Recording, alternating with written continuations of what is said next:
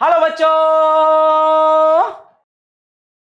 हमने कहा ए driving force कितना खींच रहा है, कौन सा फोर्स खींच रहा है इसको, तो इसको खींच रहा है m डैश g। यही तो ड्राइविंग फोर्स है। डिवाइड बाय टोटल मास, कितना हो टोटल मास, m dash plus m plus small m total mass हो गया। जो बहुत ही इंपॉर्टेंट है, बेहतरीन क्वेश्चन है, काफी बार आया है, अलग अलग एग्जाम में देखा गया है, तो याद कर लें इसको बेटा। सबसे पहला काम, सुंदर डायग्राम, ठीक है ना। हेलो प्यारे प्यारे बच्चों आप लोगों का स्वागत है एक बार फिर से फिजिक्स वाला के अपने चैनल में। और इसके अंदर आज हम पढ़ने वाले हैं लेक्चर नंबर 8। आज का हमारा टॉपिक है बेटा स्यूडो फोर्स। स्यूडो का मतलब है something which is not real, एक ऐसा फोर्स जो रियल में नहीं होता है। और जो रियल ना हो वो क्या होता है, जो रियल ना हो, एक बच्चा बोला जो रियल ना हो सर वो ना रियल होता है तो जो रियल ना हो वो होता है imaginary. Something which is not real is a pseudo force. तो यहां पर आपके दिमाग में एक क्वेश्चन उठेगा कि सर एक ऐसा फोर्स जो है ही नहीं उसको क्यों लगा रहे हैं। अच्छा लगा रहे हैं तो ठीक है, अब तक क्यों नहीं लगाया। अगर अब तक कि नहीं लगाया लेकिन फिर भी लगाना पड़ रहा है, मतलब कभी लगाते हैं कभी नहीं लगाते हैं, तो कब लगाते हैं कब नहीं लगाते हैं, जब लगाते हैं तो कितना लगाते हैं और किस डायरेक्शन में लगाते हैं, आज इन सब बातों से हम करेंगे पर्दाफाश। ठीक है बच्चों, तो स्टार्ट करते हैं आज का एक बहुत मजेदार लेक्चर जिसका नाम है सूडो फोर्स। लो बच्चों, आपके सामने सबसे पहले एक एक्सपेरिमेंट हम रखते हैं और इस एक्सपेरिमेंट से समझने की कोशिश करते हैं what is the need of pseudo force. हमें एक झूठा फोर्स क्यों लगाना पड़ रहा है, हमें एक ऐसा फोर्स जो रियल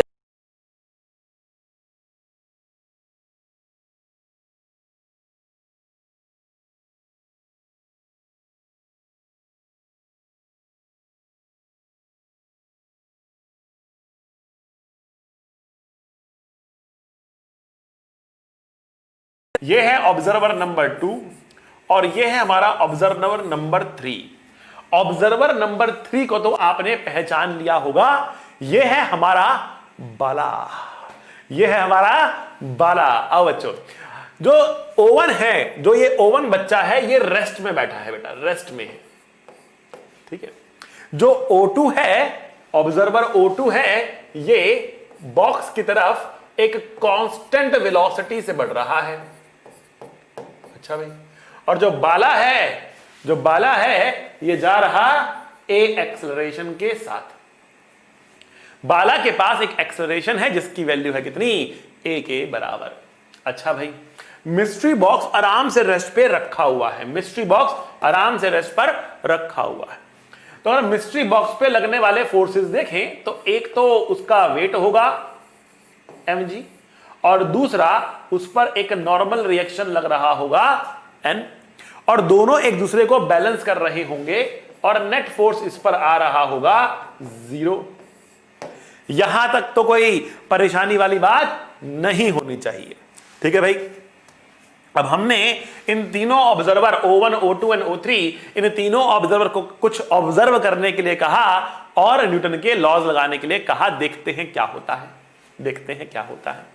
तो सबसे पहले O1 को हमने बोला कि भैया तुम्हें इस बॉक्स की कितनी एक्सेलरेशन दिख रही है, तुम रेस्ट पर हो, बॉक्स भी रेस्ट पर ही है, तुम रेस्ट पर हो, बॉक्स भी रेस्ट पर ही है।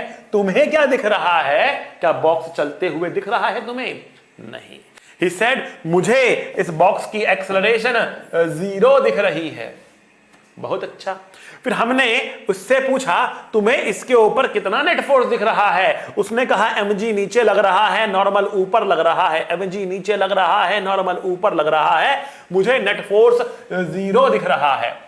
फिर हमने कहा बहुत अच्छे, आपको यह दिख रहा है तो चलो आप न्यूटन का सेकंड लॉ इसके ऊपर लगा के दिखाओ। तो उसका लगा देते हैं।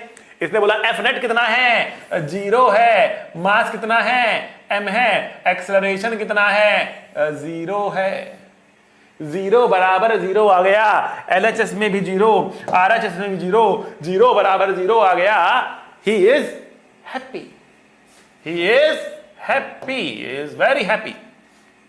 ठीक है, कि इसने सफलतापूर्वक न्यूटन का सेकंड लॉ लगा दिया है एंड ही इज हैप्पी।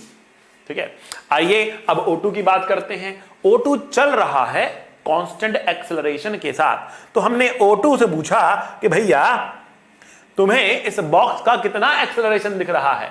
तो O2 ने कहा कि मुझे बॉक्स मेरी तरफ एक कांस्टेंट वेलोसिटी से आता दिख रहा है, लेकिन एक्सेलरेशन मुझे नहीं दिख रही। मुझे बॉक्स मेरी तरफ एक कांस्टेंट वेलोसिटी से आता हुआ दिख रहा है, लेकिन एक्सेलरेशन नहीं दिख रही। तो एक्सेलरेशन 0 है।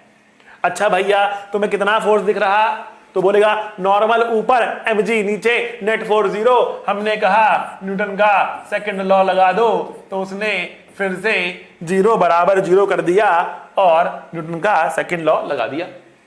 सफलतापूर्वक LHS RHS दोनों में 0 आ गया, सफलतापूर्वक उसने न्यूटन का सेकंड लॉ लगा दिया है, इसलिए अगेन ही इज हैप्पी। अब बारी आई हमारे प्यारे बाला की। तो बाला को हमने कहा कि भैया तुम्हें इस बॉक्स की एक्सेलरेशन कितनी दिख रही है? तो बाला ने कहा कि भैया मैं जा रहा हूं A से और मुझे बॉक्स मेरी तरफ A से आता हुआ दिख रहा है। मुझे बॉक्स मेरी तरफ A एक्सेलरेशन से आता हुआ दिख रहा है, क्योंकि एक्सेलरेशन होती है रिलेटिव। ठीक है, तो बाला अपने आप को रेस्ट पे मानेगा और वो कहेगा कि मुझे बॉक्स मेरी तरफ A एक्सेलरेशन से आता हुआ दिख रहा है। बहुत बढ़िया। तो वो कहेगा कि मुझे एक्सेलरेशन दिख रही है A, किस डायरेक्शन में? कहेगा मुझे लेफ्ट में A एक्सेलरेशन दिख रही है। फिर हमने बाला से पूछा कि भाई तुम्हें फोर्स कितना दिख रहा है? तो उसने बोला मुझे mg नीचे n ऊपर, mg नीचे n ऊपर दिख रहा है, नेट फोर्स 0 दिख रहा है। ओके भाई, नेट फोर्स 0 दिख रहा है। फिर हमने कहा कि भैया न्यूटन का सेकंड लॉ लगा दो, तो उसने बोला देखो F नेट 0, एक्सेलरेशन A कहां? लेफ्ट में है। ये क्या हुआ भाई? LHS में आ गया 0, RHS में आ गया MA, ये तो न्यूटन लॉ फेल हो गया। बाला न्यूटन लॉ नहीं लगा पा रहा है, बाला के लिए न्यूटन लॉ काम नहीं कर रहा है, बाला इज सैड। ठीक है, ये क्या हुआ? न्यूटन लॉ फेल हो गया। तो बेसिकली हो क्या रहा है? कुछ ऐसे ऑब्जर्वर्स हैं जिनके लिए न्यूटन लॉज वैलिड नहीं होते, और कुछ ऐसे ऑब्जर्वर्स हैं जिनके लिए न्यूटन लॉज वैलिड होते हैं। तो वो ऑब्जर्वर्स या वो फ्रेम ऑफ रेफरेंसेस, एक ही बात है, फ्रेम ऑफ रेफरेंस मतलब ऑब्जर्वर, वो ऑब्जर्वर्स या फ्रेम ऑफ रेफरेंसेस जिनके लिए न्यूटन लॉज होते हैं वैलिड, उनको कहते हैं इनर्शियल फ्रेम ऑफ रेफरेंसेस, और जिनके लिए न्यूटन लॉज वैलिड नहीं होते वो हो जाते हैं non inertial frame of references. ठीक है ना? तो अब यहां पर हम कहें तो हम कह सकते हैं O1 एंड O2 कौन है? O1 एंड O2 हैं इनर्शियल फ्रेम्स, इनर्शियल फ्रेम्स। और इनके लिए न्यूटन लॉज क्या है? वैलिड है, दे आर हैप्पी। O3 क्या है? O3 एक नॉन इनर्शियल फ्रेम है, नॉन इनर्शियल फ्रेम है।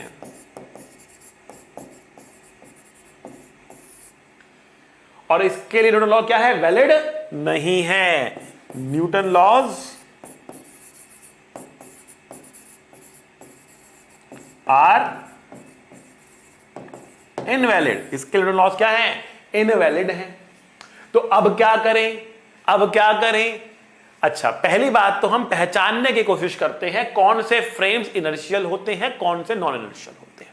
ठीक है, तो देखो कुछ यहां पे नोट्स बनाते हैं पहले हम लोग। हमने क्या कहा? डेफिनेशन बताई सबसे पहले इनर्शियल फ्रेम्स की और नॉन इनर्शियल फ्रेम्स की। जिनके लॉस वैलिड है वो इनर्शियल फ्रेम्स हैं। फिर हमने बताया, हमने कहा कि there is no perfect inertial frame, कि परफेक्ट इनर्शियल फ्रेम कोई भी नहीं होता है। ठीक ठीक है ना।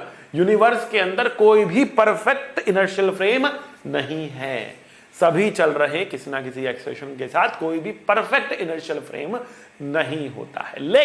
लेकिन जो ग्राउंड है, जो अर्थ है, earth is nearly an inertial frame of reference. Earth nearly frame of reference है और यह पाया जाता है कि Newton laws are fairly valid, मतलब काफी अच्छी एक्यूरेसी के साथ they are fairly valid with respect to ground. मतलब ग्राउंड पर बैठकर आप न्यूटन लॉ लगा पा रहे हैं, फेयरली वैलिड है। ग्राउंड एक लगभग इनर्शियल फ्रेम है, 100% नहीं लेकिन 99.999% वैलिड है। जो उसमें एक्यूरेसी आती है वो काफी हद तक हमारी मैच करती है। विदाउट एनी प्रॉब्लम्स आप ग्राउंड को इनर्शियल फ्रेम मान सकते हो आपकी सारी कैलकुलेशंस के लिए, और मानते आए भी हैं अभी तक। हम लोग न्यूटन लॉ लगाते भी आए हैं अभी तक। इस चैप्टर में हमने काफी सारी चीजें कवर कर ली हैं, tension, normal reaction, friction force, pseudo friction force और स्प्रिंग फोर्स, और सब जगह पर जितने भी एग्जांपल लिए ग्राउंड पर बैठकर हमने सॉल्व किया, और उन सभी क्वेश्चंस के अंदर हमने सूडो फोर्स की चर्चा नहीं करी और न्यूटन लॉस को बिंदास लगा दिया, ठीक है ना। ओके, तो ग्राउंड लगभग हम क्या मान के चलेंगे, अब इनर्शियल मान के चलेंगे। Technically to be very accurate, nothing is perfectly inertial, but approximately, with a very good approximation, earth surface is inertial. Okay, आगे बढ़ते हैं। Any frame of reference which is either at rest or moving at constant velocity with respect to an inertial frame is also inertial. हम कह रहे हैं, देखो हमने यहां पर इस चीज को देखा कि O1 एंड O2 दोनों इनर्शियल थे। ग्राउंड हमने कहा इनर्शियल है। अब O1 क्या था, O1 ग्राउंड के रिस्पेक्ट में रेस्ट पर था, और O2 क्या था, O2 ग्राउंड के रिस्पेक्ट में कांस्टेंट वेलोसिटी से चल रहा था। तो any frame of reference which is either at rest और moving at constant velocity with respect to inertial frame which is ground in this case is also inertial. मतलब ये दोनों भी क्या होंगे, इनर्शियल होंगे। मतलब इनके लिए भी न्यूटन के लॉज वैलिड होंगे, इनके लिए न्यूटन लॉज क्या होंगे बेटा, वैलिड होंगे। Okay ji. But any frame of reference which is accelerated with respect to inertial frame is non-inertial and Newton laws are not valid in these frame of references. लेकिन अगर आपके पास कोई ऐसा frame of reference है जिसके अंदर एक एक्सेलरेशन है, ग्राउंड के रिस्पेक्ट में, इनर्शियल फ्रेम के रिस्पेक्ट में एक एक्सेलरेशन है, वो नॉन इनर्शियल होगा और उसके लिए न्यूटन लॉज वैलिड नहीं होगा। बाला ने लगाने की कोशिश करी और असफल हो गया, ठीक है। तो अब क्या करा जाए, देखो मेजॉरिटी ऑफ द केसेस में आपको कहा जाएगा लिफ्ट एक एक्सेलरेशन से जा रही है, गाड़ी एक एक्सेलरेशन से जा रही है, एक्सेलरेट कर रही है या रिटार्ड कर रही है। कांस्टेंट वेलोसिटी वाले केसेस तो कम ही आएंगे, ठीक है। हमेशा आपको काफी हद तक एक्सेलरेटेड फ्रेम ऑफ रेफरेंसेस मिलेंगे इन रियल लाइफ, ठीक है। तो जब ऐसा होगा तो आप न्यूटन लॉज नहीं लगा पाएंगे। तो मोस्ट ऑफ द केसेस में जब तक आप ग्राउंड पर बस बैठे नहीं हुए हैं, उसको छोड़ के बाकी सारे केसेस के अंदर आप तो न्यूटन लॉ लगा ही नहीं पाएंगे। तो there has to be some method, ठीक है, जिसकी वजह से जिसको लगाकर हम non inertial frame of references में भी न्यूटन लॉज को लगा पाए। तो वो मेथड है क्या, सूडो फोर्स। वो मेथड है बेटा क्या, सूडो फोर्स, ठीक है ना। तो हमने कहा कि भैया क्या प्रॉब्लम हो रही है बाला को प्रॉब्लम ये हो रही है कि राइट हैंड साइड में क्या है, MA है, लेफ्ट हैंड साइड में क्या है, 0 है। अगर लेफ्ट हैंड साइड में भी MA आ गया, तो MA बराबर MA होगा, न्यूटन लॉ लग जाएगा। लेफ्ट हैंड साइड में होता है फोर्स, मतलब हमें फोर्स लगाना पड़ेगा यहां पर एक लेफ्ट साइड में, जिसकी वैल्यू कितनी होगी, MA। मतलब कि बाकी सब कुछ तो बाला वो ही करे जो कर रहा है, लेकिन एक एक्स्ट्रा फोर्स कितना, MA लेफ्ट की तरफ लगा दे, तो उसका काम बन जाएगा। तो हमने अगर बाला कहे कि इस तरफ मैंने एक ma का फोर्स एक्स्ट्रा लगा दिया है, इस तरफ मैंने एक ma का फोर्स एक्स्ट्रा लगा दिया है, तो अब बाला क्या कहेगा, मुझे एक्सेलरेशन दिख रही है, मुझे एक्सेलरेशन दिख रही है a लेफ्ट में, फोर्स दिख रहा है ma लेफ्ट में, और ma बराबर ma होगा लेफ्ट में, फोर्स भी लेफ्ट में, एक्सेलरेशन लेफ्ट में, ठीक है। और ma बराबर ma हो गया तो O3 क्या हुआ, बहुत बहुत हैप्पी, बहुत हैप्पी हो गया है ये, ठीक है, क्योंकि अब ये सूडो फोर्स को लगाकर न्यूटन लॉ को लगा पा रहा है नॉन इनर्शियल फ्रेम में बैठकर भी, ठीक है। बहुत सारे बच्चे क्वेश्चन पूछते हैं जब उनके सामने क्वेश्चन आता है, बहुत सारे बच्चे क्वेश्चन पूछते हैं जब उनके सामने क्वेश्चन आता है। तो क्या क्वेश्चन पूछते हैं बच्चे, पूछते हैं कि क्या इस क्वेश्चन के अंदर सूडो फोर्स लगेगा, क्या इस क्वेश्चन के अंदर सूडो फोर्स लगेगा, ठीक है। तो बेटा ये क्वेश्चन अपने आप में अधूरा है, ये क्वेश्चन अपने आप में अधूरा है। क्यों, सूडो फोर्स लगेगा कि नहीं लगेगा डिपेंड कर रहा है कौन देख रहा है, डिपेंड कर रहा है कौन देख रहा है। अगर आप उस क्वेश्चन को ऐसे फ्रेम ऑफ रेफरेंस में बैठकर सॉल्व करना चाहते हो जिसके पास एक एक्सेलरेशन है ग्राउंड के रिस्पेक्ट में, तो सूडो फोर्स लगेगा। और अगर आप उसको ऐसे फ्रेम में बैठकर देखना चाहते हो जिसमें कोई एक्सेलरेशन नहीं है, या तो वो रेस्ट पर है या कांस्टेंट वेलोसिटी से चल रहा है, तो उस केस में सूडो फोर्स नहीं लगेगा, ठीक है। तो बच्चे कंफ्यूज इसलिए होते हैं बिकॉज बच्चा क्वेश्चन पूरा नहीं पूछता। जिस दिन बच्चे ने पूछा सर लिफ्ट जो एक्सेलरेटेड है, लिफ्ट के फ्रेम में सूडो फोर्स लगाना पड़ेगा क्या, तो बच्चे को आंसर खुद ही मिल जाएगा। अगर वो एक्सेलरेट है तो हाँ लगाना पड़ेगा, एक्सेलरेट नहीं है तो नहीं लगाना पड़ेगा, ठीक है ना। तो क्वेश्चन पूरा पूछोगे तो आंसर खुद ही पहुंच जाओगे। क्वेश्चन ठीक कर लो अपना, ठीक है ना, क्वेश्चन ठीक कर लिया तो आंसर तक खुद ही पहुंच जाओगे बेटा, ठीक है। तो अगली बारी जब ये सोचना, ये पूछना कि सूडो फोर्स लगेगा कि नहीं लगेगा, तो साथ में क्या पूछना है कि आप किस फ्रेम में बैठकर क्वेश्चन को सॉल्व करना चाह रहे हो, ग्राउंड पर बैठकर या फिर फ्रेम को चेंज करके एक्सेलरेटेड फ्रेम में जाकर। आई बात समझ में आपको? बहुत बढ़िया, बहुत शानदार। बढ़ते हैं आगे, और हमने न्यूटन लॉज को नॉन इनर्शियल फ्रेम में लगाने के लिए सूडो फोर्स को लगाया, एक फोर्स इमेजिन करा।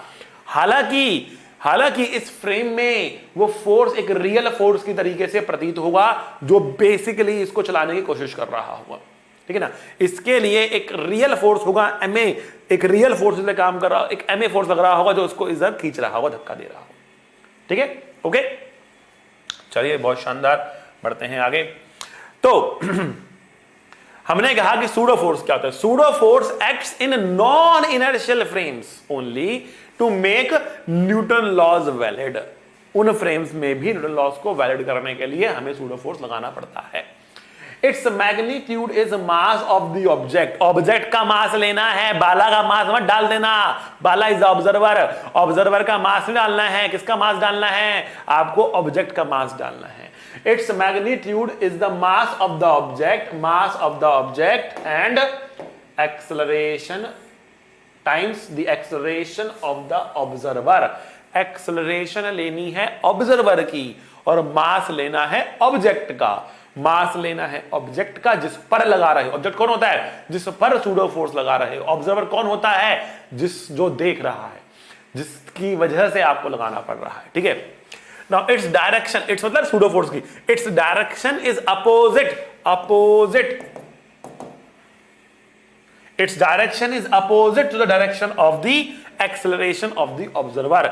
Direction of the acceleration of the observer, velocity नहीं है, velocity के अपोजिट नहीं है, एक्सेलरेशन ऑफ द ऑब्जर्वर के अपोजिट डायरेक्शन में है। तो आपको देखना है ऑब्जर्वर की एक्सेलरेशन किधर है, उसके उल्टी डायरेक्शन में आपको सूडो फोर्स लगाना होगा। बहुत बढ़िया, शानदार, जानदार, मजेदार। आगे बढ़ते हैं। In non-inertial frames, it can be treated or felt as a real force. Non-inertial frames में it can be treated or felt as a real force. अब फीलिंग की अगर मैं बात करूं तो वापस हम आते हैं अपने उन एग्जांपल्स के ऊपर।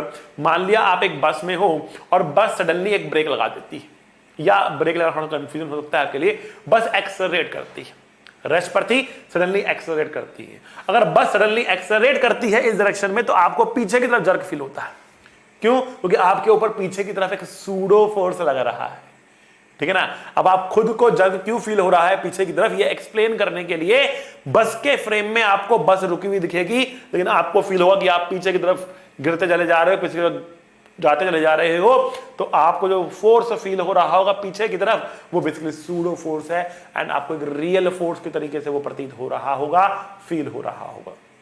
वहीं पर ग्राउंड पे बैठा हुआ बंदा कहेगा ही नहीं कि आपको सूडो फोर्स लग रहा है, वो कहेगा कि आपके पैर आगे निकल रहे हैं, आपका ऊपर वाली बॉडी वहीं पे रुकी हुई है।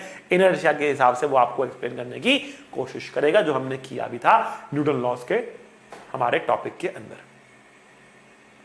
ठीक है, चलिए भाई। अब जो सूडो फोर्स होता है ना, इसको हम एक और तरीके से समझ सकते हैं, इसको एक और तरीके से देख सकते हैं, समझ तो नहीं सकते, देख सकते हैं, ठीक है। और वो तरीका है ग्रेविटी में आने वाला बदलाव, वो तरीका है ग्रेविटी में आने वाला बदलाव, ठीक है ना। तो हम यहां पे क्या कर रहे हैं, मान लिया हम कह रहे हैं कि हम किसी व्हीकल के अंदर चले जाते हैं, और ये व्हीकल कहीं भी जा सकता है, राइट भी जा सकता है, ऊपर भी जा सकता है, नीचे भी जा सकता है, लेफ्ट भी जा सकता है, किधर भी जा सकता है। तो सपोज कर रहे हैं कि ये कहीं पर राइट में मान लिया जा रहा है ए एक्सेलरेशन के साथ, ठीक। तो अगर हम इसके अंदर की चीजों पे बात करें, इसके अंदर की चीजों की बात करें, तो उन चीजों के ऊपर हम कहेंगे नीचे तक ग्रेविटी लग रहा है, mg फोर्स, और दूसरा एक सूडो फोर्स उल्टा करके ऐड करना पड़ेगा, m इंटू ए, उल्टा करके ऐड करना पड़ेगा, इस तरीके से लग रहा है, ठीक है। और इनका जो रिजल्टेंट होगा ना, हम कह सकते हैं अब वो क्या है, m इंटू जी इफेक्टिव कह सकते हैं एक तरीके से। हम कह रहे हैं अब क्या, हम कह रहे हैं कि इस बॉक्स के अंदर, इस व्हीकल के अंदर ग्रेविटी ही बदल गई है, ग्रेविटी ही बदल गई है। We are saying that gravity has been changed, we have created a gravity. Basically this is how the gravity is created in big space stations, अगर आपको वहां पे क्रिएट करनी है तो, बिकॉज वहां पे वेटलेसनेस होती है, वहां पे वेटलेसनेस होती है, and you can actually create gravity bye rotating the space satellite. If the space satellite is rotated, तो वहां पर एक एक्सेलरेशन होती है जिसको आप सेंट्रीपिटल एक्सेलरेशन कहते हैं, और वो वहां पर इफेक्टिव ग्रेविटी काम करती है। फिलहाल मैं आपको इतना दूर तक लेकर नहीं जाता हूं, पहले पास में बात करते हैं, छोटी छोटी चीजों की बात करते हैं। धीरे धीरे जब हम बड़े हो जाएंगे तो फिर हम आपको कुछ और इसके बारे में समझाएंगे।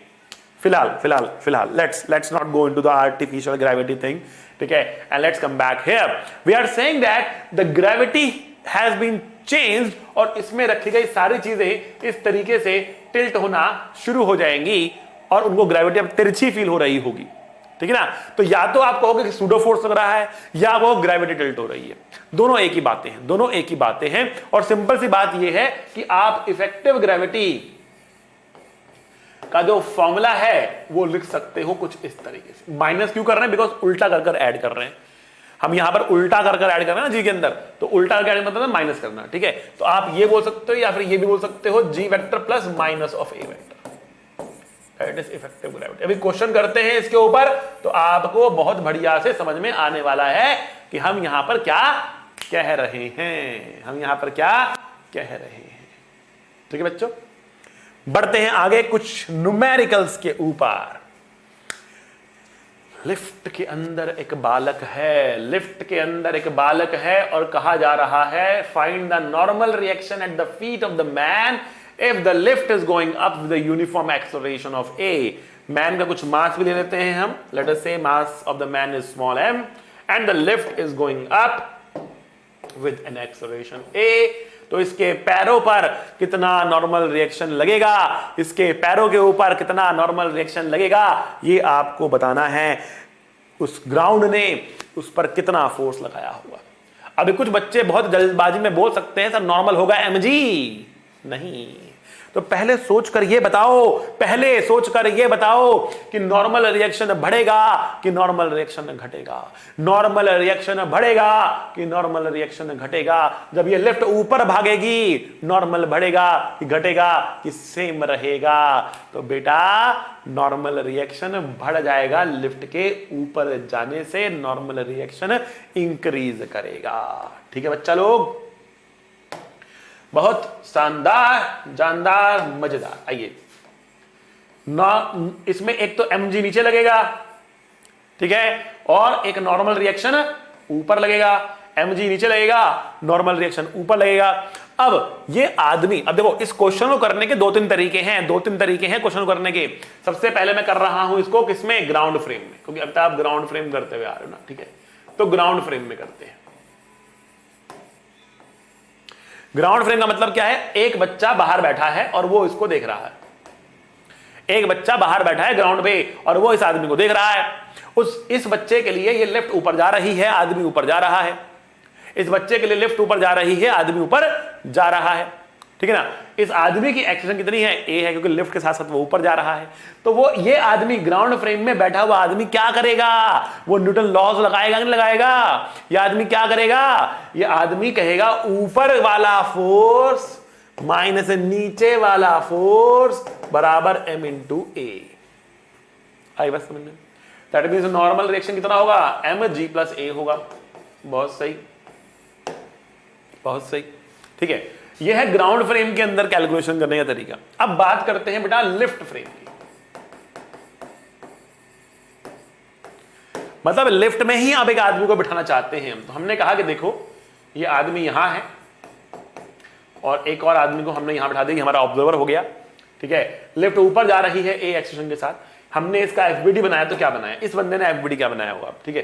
तो अब देखो इस पर mg नीचे लगाया होगा, नॉर्मल ऊपर लगाया होगा, और इस आदमी ने, मतलब इस ऑब्जर्वर के लिए इसके ऊपर एक सूडो फोर्स भी लगेगा और वो सूडो फोर्स इसकी एक्सेलरेशन से उल्टा लगेगा। मतलब नीचे की तरफ m into A pseudo force आएगा। तो नॉर्मल ऊपर है, mg ma नीचे, mg ma दोनों क्या है, नीचे की तरफ है, नॉर्मल ऊपर है, ठीक है। और इस आदमी को ये रेस्ट पर नजर आएगा, पूरी की पूरी लिफ्ट नजर आए, रेस्ट पर, लिफ्ट के फ्रेम में लिफ्ट रेस्ट पर होगी, लिफ्ट के फ्रेम में लिफ्ट रेस्ट पर होगी, लिफ्ट के फ्रेम में लिफ्ट रेस्ट पर होगी। और हम क्या बोल पाएंगे, हम बोल पाएंगे नेट फोर्स 0 है, ऊपर वाला फोर्स बराबर नीचे वाला फोर्स, ऊपर वाला फोर्स n, नीचे वाला फोर्स mg प्लस ma। कितना आया,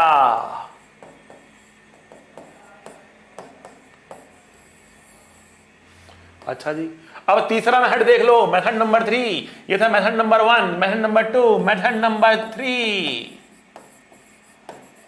इफेक्टिव ग्रेविटी। हम कह रहे जब लिफ्ट जा रही है ऊपर विद एन एक्सेलरेशन a, तो लिफ्ट के अंदर ग्रेविटी बदल चुकी है। कितनी ग्रेविटी है, g माइनस ए वेक्टर, मतलब ए को उल्टा कर जी में ऐड करना है, ए को उल्टा कर जी में ऐड करना है। तो उल्टा करा, ए ऊपर था ना, नीचे की तरफ ए जोड़ दिया इसमें। अब जी और ए सेम डायरेक्शन में आ गए, तो इफेक्टिव ग्रेविटी कितनी हो जाएगी बेटा, इफेक्टिव ग्रेविटी हो जाएगी कितनी, जी प्लस ए हो जाएगी। अब क्या एफबीडी बनेगा, अब हमारा एफबीडी कुछ इस प्रकार बनेगा। लिफ्ट के फ्रेम में हमें लिफ्ट रेस्ट पर नजर आ रही होगी और हम कह रहे हैं इस पर जो वेट लग रहा है वो कितना है, m इंटू जी इफेक्टिव, और ऊपर लग रहा है नॉर्मल रिएक्शन और ये रेस्ट पर है, तो नॉर्मल रिएक्शन किसके बराबर होगा, m इंटू जी इफेक्टिव होगा। और जी इफेक्टिव कितना है, g प्लस ए है। आप तरीका जो मर्जी ले लो, देखो आंसर सेम आ रहा है। बेसिकली होता क्या है, एक्सेलरेशन जो क्वांटिटी होती है वो रिलेटिव होती है, अलग अलग फ्रेम में अलग अलग होती है, लेकिन जो फोर्स होता है वो एब्सोल्यूट होता है, वो हर फ्रेम में सेम होता है। नॉर्मल रिएक्शन जो है वो है, देखे जो मर्जी, ऑब्जर्वर के बदलने से नॉर्मल थोड़ा बदल जाएगा, एम थोड़ा बदल जाएगा, बट एफ बराबर एम ए में ए बदल गया, एफ अगर नहीं बदला तो गड़बड़ हो जाएगी। एफ बराबर एम ए में ए बदल गया, अगर एफ नहीं बदला तो गड़बड़ हो जाएगी। तो वो बदलने के लिए फ्रेम को चेंज करने पर जब तक ग्राउंड फ्रेम में कोई दिक्कत नहीं है, सूडो फोर्स नहीं है। बट जैसे ही फ्रेम चेंज किया और आपने ए को चेंज किया तो you must have a method to change F as well. तो एफ को चेंज करने के दो तरीके बताए। पहला तरीका क्या है हमारे पास, या तो आप सूडो फोर्स लगा दो। दूसरा मेथड क्या है हमारे पास, या तो आप ग्रेविटी चेंज कर दो और इफेक्टिव ग्रेविटी को ले आओ। ठीक है, ऑल राइट, समझ में आया आपको, बढ़िया से क्लियर है। अगले क्वेश्चन में चलते हैं हम लोग। ठीक है, आइए। ओके, तो यहां पर क्या है, वेरी फेमस क्वेश्चन कह रहा है कि find the angle tilted by the pendulum if the car is accelerated at a uniform rate A. ये एक एक्सेलरेशन से आगे जा रही है और इसमें एक पेंडुलम लगा था, बट जब ये कार आगे जाएगी तो पेंडुलम कुछ टेढ़ा हो जाएगा। जब कार आगे जाएगी तो पेंडुलम कुछ टेढ़ा हो जाएगा। तो क्वेश्चन ये है कि पेंडुलम कितना टेढ़ा हो जाएगा। क्वेश्चन ये है कि पेंडुलम कितना टेढ़ा हो जाएगा। आइए इसको भी हम अपने उन तीनों मेथड से लगाने की कोशिश करते हैं। तो पहले लगाते हैं method number 1, ground frame.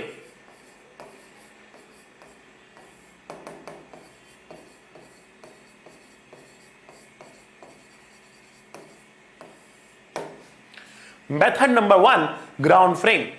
Now ground frame में जो ये ब्लॉक है इस पर एक तो mg लगाना पड़ेगा, दूसरा इस पर एक तो टेंशन लगानी पड़ेगी और कोई फोर्स इस पर नहीं लगेगा, सूडो फोर्स नहीं लगेगा। ग्राउंड फ्रेम में सूडो फोर्स नहीं लगेगा। ठीक है, और ग्राउंड फ्रेम में ये पूरी कार आगे जा रही है ए से, तो ग्राउंड फ्रेम में ये भी आगे जाएगा ए से। ग्राउंड फ्रेम में ये भी आगे जाएगा ए से। ठीक है बच्चा, समझ में आया तुमको? आइए, हमने कहा कि मान लेते हैं कि ये थीटा एंगल से टिल्ट कर गया। ठीक है, तो जो ये एंगल थीटा है ना, वही तो एंगल थीटा ये भी होगा भाई। अगर थीटा से टिल्ट किया है ये, तो ये एंगल थीटा ही होगा। ठीक है, तो टी के होंगे बेटा दो टुकड़े, एक होगा बेटा टी कॉस थीटा, एक होगा बेटा टी साइन थीटा। ठीक, अब वर्टिकल डायरेक्शन में कोई एक्सेलरेशन नहीं है, वर्टिकल डायरेक्शन में कोई एक्सेलरेशन नहीं है। इसका मतलब टी कॉस थीटा बराबर mg होगा, ऊपर वाला फोर्स बराबर नीचे वाला फोर्स होगा। और राइट साइड ए एक्सेलरेशन है, राइट साइड जो है वो ए एक्सेलरेशन है। ठीक है, तो हम क्या बोलेंगे, हम कहेंगे कि जो राइट में लगने वाला फोर्स है, हम कहेंगे जो राइट में लगने वाला फोर्स है कितना, टी साइन थीटा, किसके बराबर है, ये m इंटू ए के बराबर है। सो टी कॉस थीटा बराबर mg, टी साइन थीटा बराबर ma। दोनों को करेंगे डिवाइड तो हमें मिलेगा tan थीटा बराबर a बाई जी, थीटा बराबर tan inverse a by ji.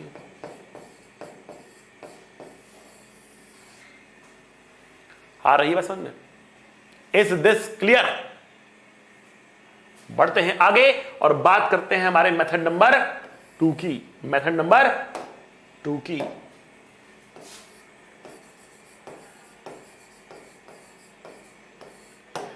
method number 2 is the car frame. Now we are changing the frame, and in car frame we are using this concept of pseudo force. Car frame में हम दो concept लगा सकते हैं। We are using the concept of pseudo force.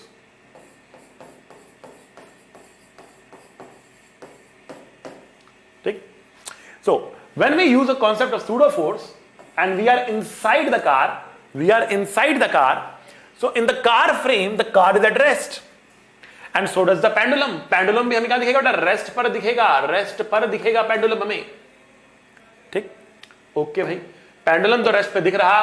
अब tension के जो दो टुकड़े थे वो कर लेते हैं फटाफट। यहां पर T cos theta, T sine theta, T cos theta, T sine theta, नीचे है mg। अब लगाना है सूडो फोर्स।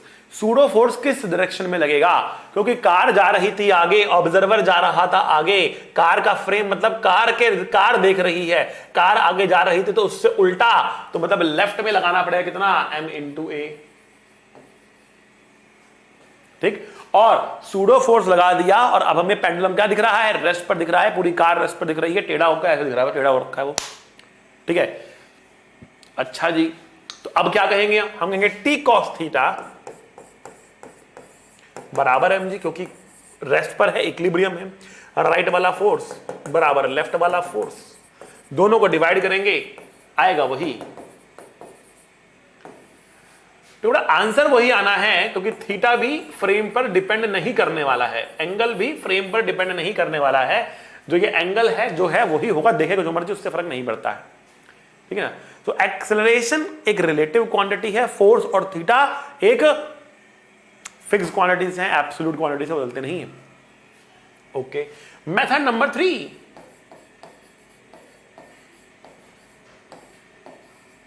इसमें हम इफेक्टिव ग्रेविटी का इस्तेमाल कर रहे,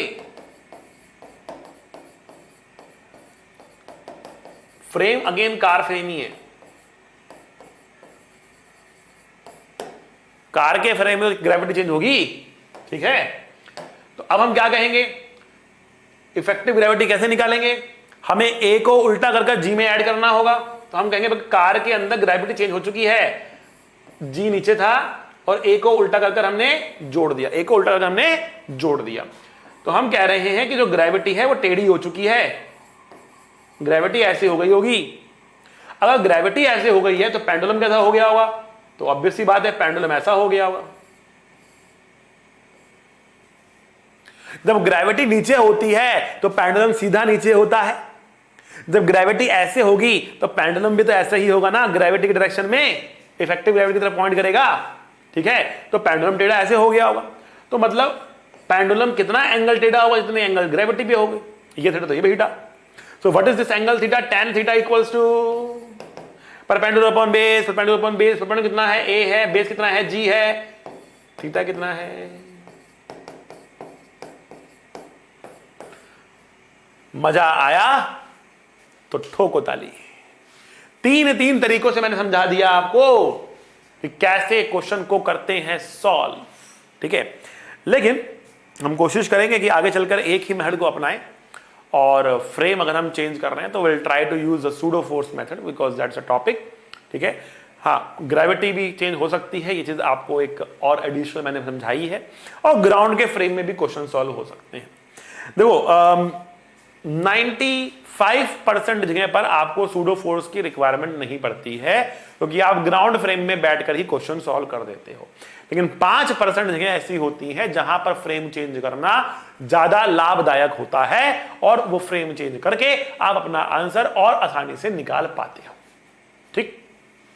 चलिए, तो कुछ क्वेश्चन हम और लगाने की करते हैं कोशिश। आइए, find the minimum force required to keep the block from falling down. Mu आपको दे रखा है यहां पर, म्यू जमीन आपके पास है स्मूथ। अभी मान लिया हमने बाहर वहां पे कोई फोर्स नहीं लगाया, हमने एक ब्लॉक यहां पे लाके रखा, भले ये रफ दीवार थी, मैंने ब्लॉक यहां रखा, टिकेगा क्या वो ब्लॉक, क्या ब्लॉक टिकेगा यहां पर रखने पर, नहीं, खटक करके नीचे गिर जाएगा।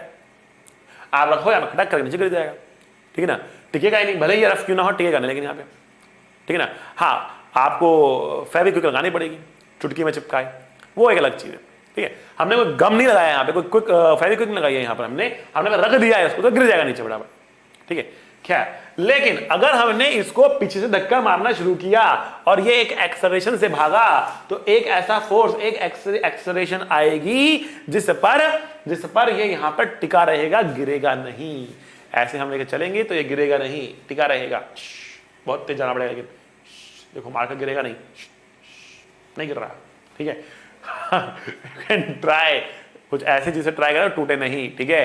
खैर, हमने यहां पे रख दिया इसको आगे लेके जाने वाले हैं हम लोग, और ये यहां से गिरे नहीं, उसके लिए कितना कम से कम फोर्स आपको लगाना पड़ेगा। जैसे ही आप नाम लेते हैं मिनिमम, तो दिमाग में घंटी बजती है, क्या, कौन सा फोर्स होगा, limiting friction force. Limiting friction force आपको यहां पर लगाना होगा, क्योंकि मिनिमम की बात कर रहे हैं, ठीक है ना। तो लिमिटिंग फ्रिक्शन फोर्स यहां पर लगने वाला है, बहुत बढ़िया।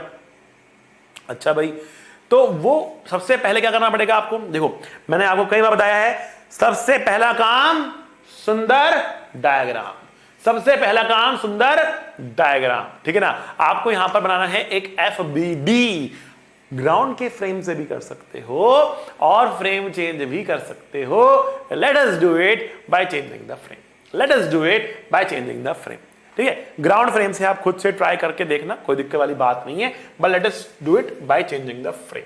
तो अब मैं इस कार के फ्रेम में जाकर लिखने वाला हूं, ठीक है, इस बॉक्स के कार के जो भी आप कर सकते हो उसके फ्रेम में जाकर लिखने वाला हूं कि कितना कैसा इसका एफईडी बनेगा, क्या इक्वेशन बनेगी। अब क्योंकि ये ऊपर नीचे नहीं जा रहा है इसके रिस्पेक्ट में, इसके रिस्पेक्ट में रुका हुआ है, तो इसको मुझे रेस्ट पे लेना है, सब कुछ पूरा सिस्टम मुझे रेस्ट पे लेना है। ठीक है, the whole system is at rest, ये पूरा सिस्टम क्या हो जाएगा, मुझे रेस्ट पर, इसके फ्रेम। बट उससे पहले मैं ये निकाल लूं कि इसकी एक्सप्रेशन आखिरकार है कितनी, इसकी एक्सप्रेशन आखिरकार है कितनी, तभी तो मैं सूडो फोर्स लगा पाऊंगा। अब देखो, अगर ये दोनों साथ साथ जा रहे हैं आगे की तरफ, दोनों की एक्सप्रेशन इस डायरेक्शन में बराबर है ए, तो ए को लिखा जा सकता है net force divide by total mass, net force divide by total mass. तो what is the net force, net force कितना है इसके ऊपर, एफ है, एंड टोटल मास कितना है इसका, m प्लस कैपिटल M है। कोई और फोर्स तो लग नहीं रहा है इस पे हॉरिजॉन्टल डायरेक्शन में, जमीन तो स्मूथ है, हॉरिजॉन्टल डायरेक्शन में एक ही फोर्स लग रहा है F, बाहर से एक्सटर्नल फोर्स, तो F net divided by total mass is the acceleration of both the blocks towards right. Now when I go in the frame of the car and draw the FBD of the small m, ठीक है, so in frame, in car frame small m is at rest, small m is at rest। ठीक है, car frame में small m क्या है, rest पर है। अच्छा, एफबीडी बनाते हैं इसका फटाफट। देखो, तो हमने कहा जब इसका एफबीडी बनाएंगे नीचे लगेगा कितना, mg, ठीक, ये इसके ऊपर यहां पे लगाएगा एक नॉर्मल रिएक्शन, ऐसे ये लगाएगा नॉर्मल रिएक्शन, ठीक है। अच्छा जी, इसके ऊपर लगेगा ऊपर की तरफ एक फ्रिक्शन फोर्स, जो लिमिटिंग फ्रिक्शन होगा, जिसकी वैल्यू होगी म्यू इंटू एन, ठीक है भाई। और इसके ऊपर लगेगा एक सूडो फोर्स इस डायरेक्शन में, क्योंकि इधर जाएगा ना ए से, तो इसके फ्रेम में उल्टा, मतलब m इंटू ए इस डायरेक्शन में लगेगा सूडो फोर्स। तो सूडो फोर्स ऐसे लग रहा है, नॉर्मल ऐसे लग रहा है, फ्रिक्शन लग रहा है, mg लग रहा है, और ये है रेस्ट पे। मैं दोबारा से साइड में आपका एक और सुंदर डायग्राम बना देता हूं, आप आराम से देखिएगा इसको बढ़िया से।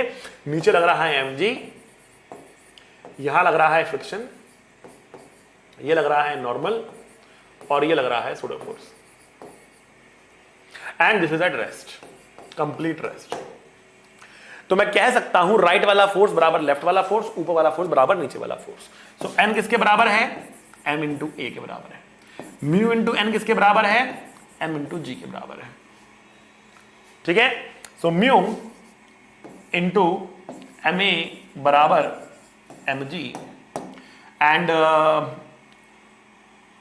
ए की वैल्यू हमारे पास यहां पर है f divide by m plus capital M बराबर जी।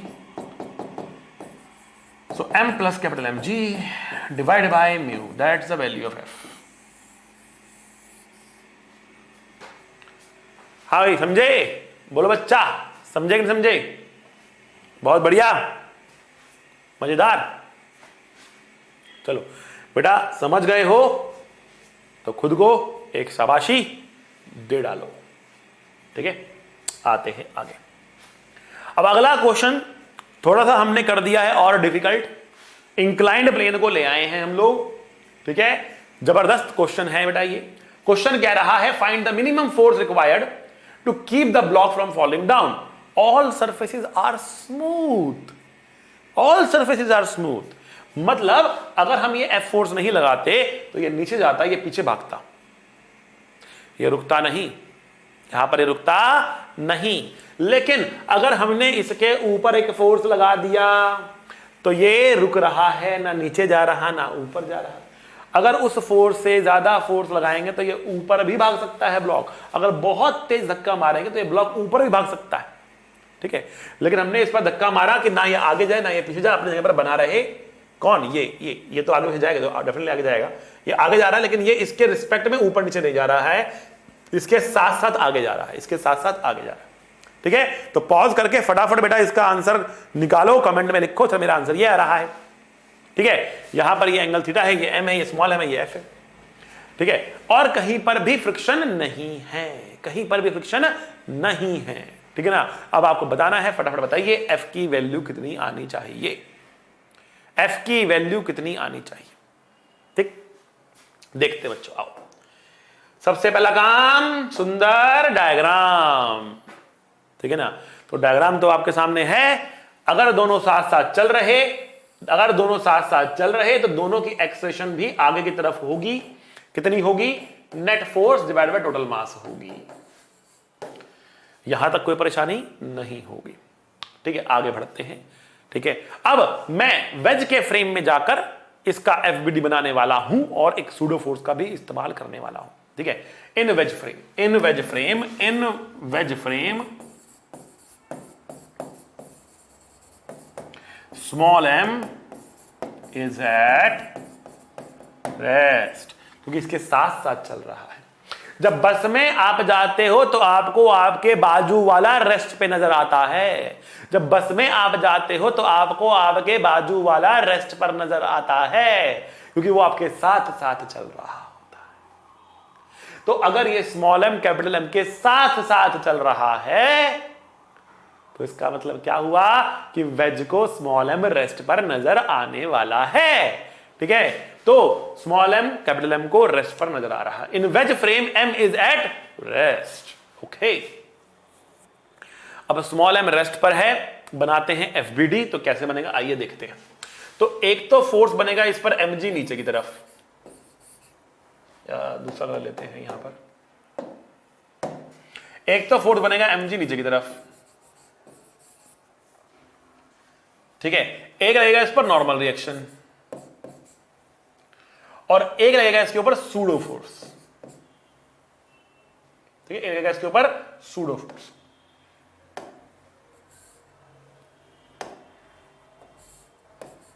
ठीक है। कितना लगेगा सूडो फोर्स? तो सूडो फोर्स की जो वैल्यू होगी यहां पर वो कितनी होगी? देखो वो होगी m into A. Pseudo force की वैल्यू होगी बेटा m इंटू ए। आई बात समझ में? M A is a value of the pseudo force acting towards left. तो मैं इसको एक बारी साइड में एक बार फिर से ड्रॉ करता हूं आपके लिए, आइए देखते हैं। यहां पर ये ब्लॉक हमारे पास है, इसके ऊपर इस डायरेक्शन में नॉर्मल लग रहा है और इस डायरेक्शन में सूडो फोर्स एम ए लग रहा है और नीचे की तरफ mg लग रहा है और हमें ये रेस्ट पर नजर आ रहा है।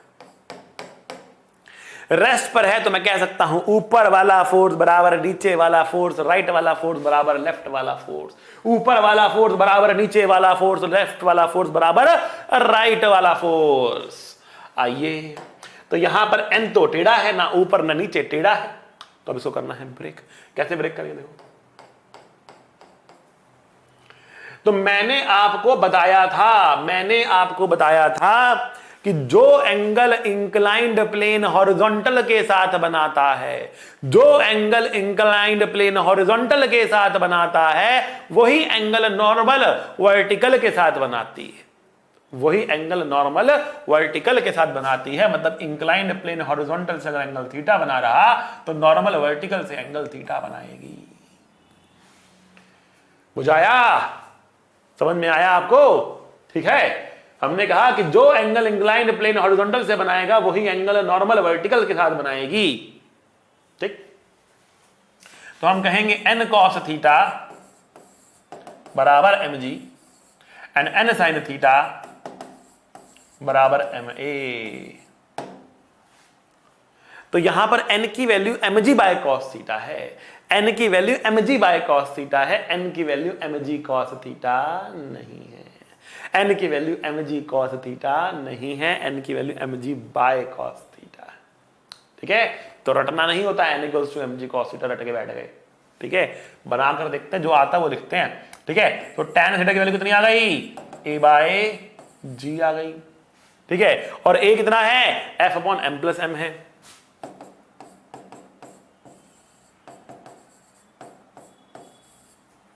ठीक है, ओके। तो यहां से हमें दो बातें मालूम पड़ गई। पहली बात तो ये मालूम पड़े कि a की वैल्यू क्या होनी चाहिए? a की वैल्यू क्या होनी चाहिए? g tan थीटा होनी चाहिए। और दूसरी बात f की वैल्यू क्या होनी चाहिए? m plus m g tan। तो एक्सेलरेशन भी कह सकते हो g tan थीटा और फोर्स भी कह सकते हो m plus M G tan theta. ये दोनों वैल्यूज आप देख सकते हो, समझ सकते हो, याद भी कर सकते हो। बहुत ही इंपॉर्टेंट है, बेहतरीन क्वेश्चन है, काफी बार आया है, अलग अलग एग्जाम में देखा गया है। तो याद कर लें इसको बेटा, बढ़िया से इसको याद कर लें, ठीक है। तो समझ आया तो बेटा आगे बढ़े। चलिए अगले क्वेश्चन की तरफ बढ़ते हैं और बात करते हैं कुछ इस क्वेश्चन की। वैसे आप चाहो तो इसके ऊपर बेस एक और क्वेश्चन है जो एच.सी. वर्मा में दिया गया है, मैं वो भी आपको करा देता हूं, एच.सी. वर्मा का एक बहुत बढ़िया क्वेश्चन जो इस कॉन्सेप्ट के ऊपर दिया गया है, जब हमने ये क्वेश्चन किया है तो उसको भी कर लेते हैं कि एक कैपिटल एम है, ये स्मॉल एम है, यहां उसने एक पुली लगा दी और उसने यहां पर कहा कि बताओ इसका मास कितना हो, एम डैश, इसका मास कितना हो ताकि स्मॉल एम कैपिटल एम पे स्लिप ना करे। क्वेश्चन क्या दिया उसने, उसने बोला कि भैया find M dash so that small M does not slip on capital M. ठीक है ना, आपको बताना है कि एम डैश कितना होगा ताकि स्मॉल एम कैपिटल एम पे स्लिप ना करे। कहीं कोई फ्रिक्शन नहीं है, friction is absent everywhere, friction is absent, friction is absent.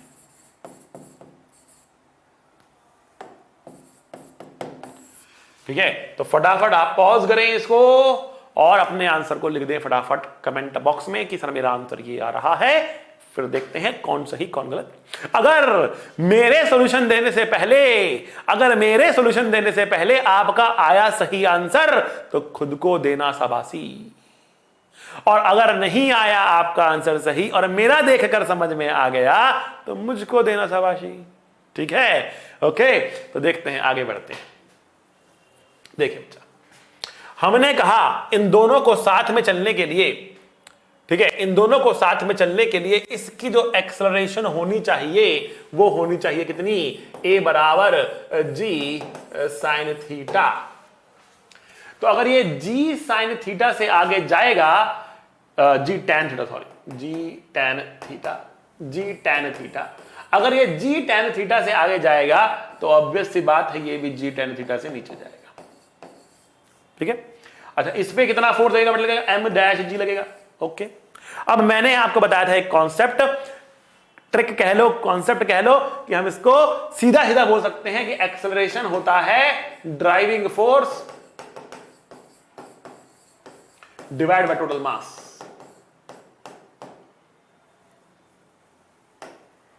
जिसको ये बात समझ में नहीं आ रही, इसका मतलब उसने पुली कंस्ट्रेंट वाला क्वेश्चन नहीं, पुली कंस्ट्रेंट वाला लेक्चर नहीं देखा है। तो एक बार जाके देख लो, वहां पे समझा रखा है, बहुत बेहतरीन तरीके से समझा रखा है। एटवुड मशीन में काफी सारे हमने अलग अलग टाइप के केसेस देखे थे, एक लाइन में अपना आंसर लिखा था। हमने कहा ए ड्राइविंग फोर्स कितना खींच रहा है, कौन सा फोर्स खींच रहा है इसको, तो इसको खींच रहा है एम डैश जी, यही तो ड्राइविंग फोर्स है। डिवाइड बाय टोटल मास, कितना हो total mass, M dash plus M plus small M, total mass हो गया। और ए की वैल्यू कितनी है, ये है जी tan theta.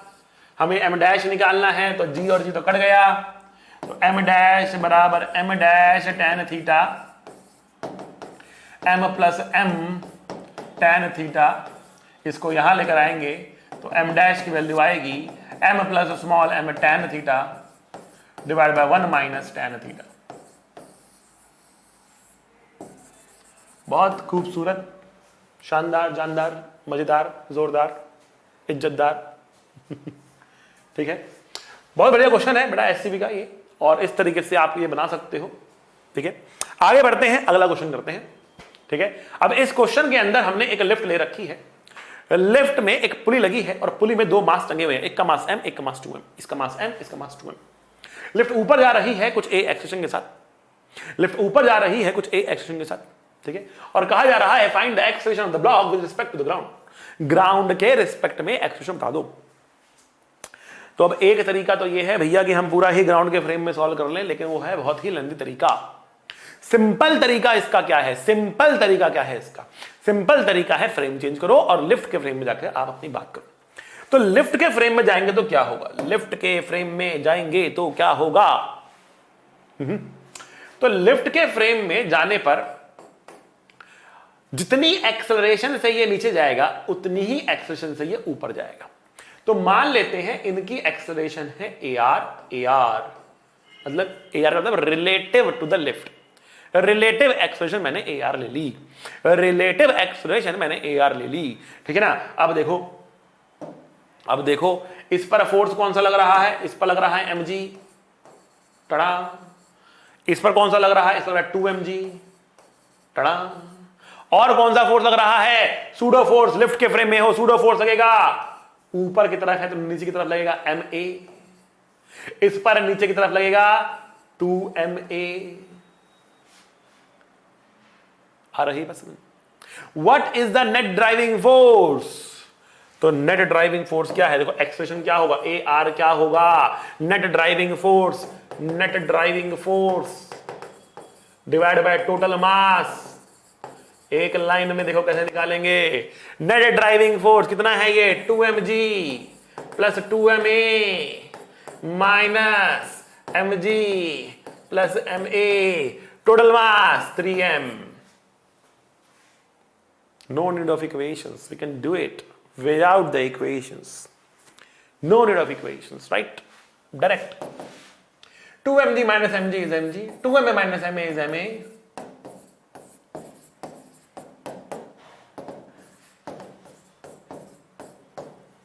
G plus A by 3. G plus A by 3 is the answer. AR is G plus A by 3. तो और भी आसानी से कर सकते हैं। अगर हम इफेक्टिव ग्रेविटी की बात करें तो हम कह सकते हैं gravity has been change from G to G plus A। ऊपर जाने पर ग्रेविटी बढ़ जाती है, नीचे जाने पर ग्रेविटी घट जाती है।